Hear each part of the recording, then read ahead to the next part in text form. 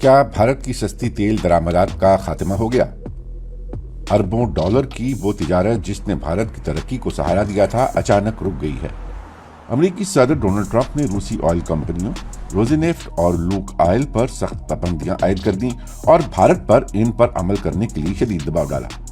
نتیجتاً بھارت کی 5 بڑی ریفائنریوں نے دسمبر میں روسی خام تیل کے لیے کوئی بڑا آرڈر نہیں دیا۔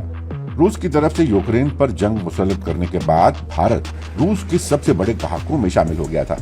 اس جنگ سے قبل بھارت روس سے صرف 68,000 بیرل روزانہ درآمد کرتا تھا، تاہم اس سال نومبر تک درآمدات اوسطاً 18 لاکھ بیرل روزانہ تک پہنچ گئی، جو 5 ماہ میں سب سے زیادہ تھی، کیونکہ ریفائنریاں پابندیوں سے پہلے خام تیل ذخیرہ کر رہی تھی۔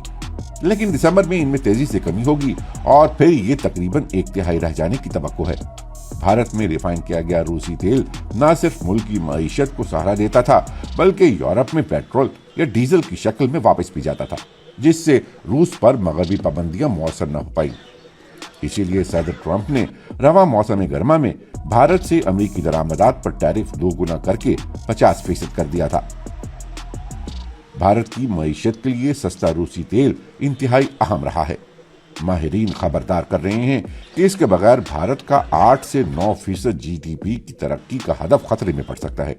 اگرچہ بھارت فی الحال امریکی دباؤ کے آگے جھکتا نظر آ رہا ہے، تاہم تجزیہ کاروں کا کہنا ہے کہ روسی تیل بالآخر ایک بار پھر بھارتی معیشت کو سہارا دینے کے لیے راستہ بنا لے گا۔